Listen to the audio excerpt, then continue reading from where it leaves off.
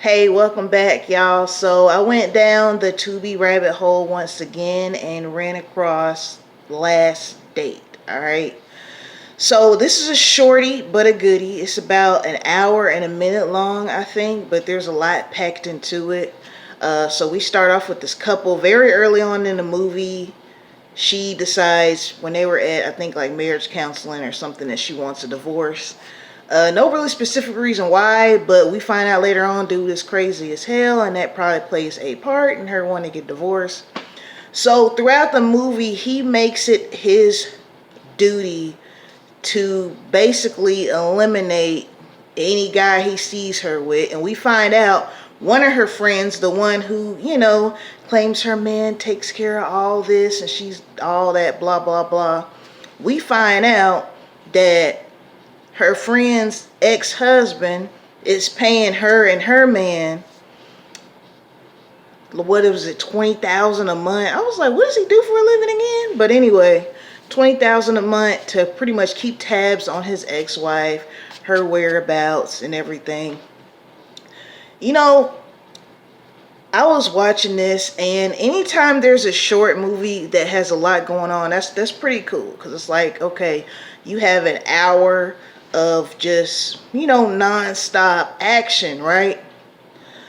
So, one of the things that I thought was, I'm gonna use the word cute, but their last name is Watkins, and that's my last name, and then their daughter's name is Ashley, and that's my name. So I was like, oh. So every time they said Watkins, I was like, oh, that's me.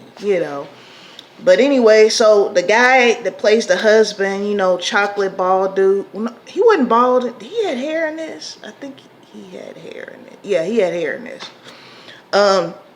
He plays a crazy husband who's taking everybody out. And then one of the guys he took out was innocent. Now, this part I didn't get. Now, she was going on a date with this guy. His friend picked her up to take her on the double date with his friend, right? And I didn't get that part, because why couldn't her date just pick her up from the house? Like, and your crazy ex-husband done killed him because he's watching monitors thinking this dude is the one you're dating and this, that, and the third. And I'm just like, oh my God. But I felt sorry for the friend, the girl with the red hair, because her boyfriend was giving off abusive vibes. And, what's crazy, I think he was just, her boyfriend, I think, was just using her for the money that dude was giving him, because he sit there and let the crazy ex-husband dude choke her up in the shower because she didn't have some information right on his ex-wife. And I'm just like, oh my God. It's just something about seeing like abusive situations, even though I know it's acting. It's like, so look, there's hella spoilers in this review recap, all right? Because I'm pretty much going to give you the rundown of the movie and how I feel about certain scenes. So the Asian chick, the one that's in a lot of these movies, these Dennis Reed movies and Detroit movies, she played her best friend, but she was more so on her side, like, girl, there's nothing wrong with being a career woman. You can do it. She was, because the other girl was like more so on a be a stay-at-home mom, get back with your husband. The Asian girl was like, look, I'm gonna get you on in my job and everything. And I was rooting for her. Now, listen, the way this ended, I wasn't expecting that ending. The ending hurt my heart, because the whole time he was doing all this stuff, he was framing his ex-wife so he could get sole custody of their kid and she take the downfall. My thing is, can you really, you're that mad about a divorce that you're willing to set your ex-wife up for some murders? Multiple murders, which means I'm pretty sure she got life, right? And it's like, you're not thinking about the fact that your daughter is going to be without the mother. But, this movie is definitely a telltale of what happens when people don't control their emotions.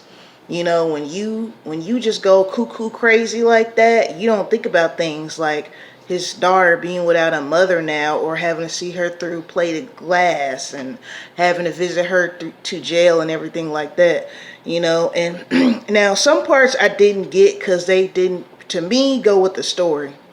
Like, he was working out in the gym one day, boxing, and his girl next to him, she was punching on a punching bag. They locked eyes. Next thing we see, they, you know, smashing. I don't know if it was at the gym or what.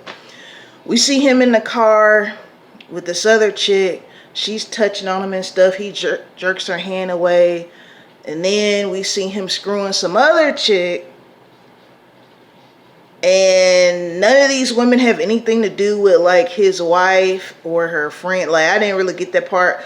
What I was thinking when I was trying to see what that meant was maybe he was screwing different women to try to get his mind off his wife. That's what I took from it, because other than that, it was just like some random sex scenes, you know what I'm saying, that didn't correlate with the storyline too well. So after he wins full custody, he gets in a car and we see her Asian homegirl, his wife's Asian, ex-wife's Asian homegirl, talking about, okay, let's go, baby. So the whole time she was in on it. Now, this is my thing with her. You know this man set his ex-wife up. You know he murdered multiple people. You're not scared? That's another lesson you can learn from this movie. Don't be so in love where you totally ditch red flag. I wouldn't even call murdering someone a red flag. That's like a flashing sign saying stop. I thought that was crazy, man. I hated it because I just knew that the husband was going to get his at the end. I just knew that he was going to get arrested, or when she got arrested, I was thinking maybe they were going to find some kind of way to know that it was him. But for it to end like that, it kind of reminded me of that movie Don't Look Back, where the ex-husband, these ex-husbands, honey, the last scene was him having his ex-wife in the back of the trunk and her crying, saying, please, I'm sorry. And then that was the end of it. Like, and they say women are emotional. You got men out here taking it, well, in these movies anyway, taking out people and putting ex-wives in trunks and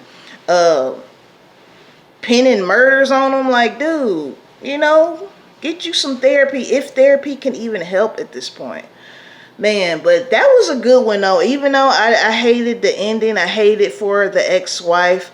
It's, if you want, like I said, a quick little movie, you got an hour to kill, and you don't really know what you're trying to do, I would definitely check out Last Date on Tubi, all right?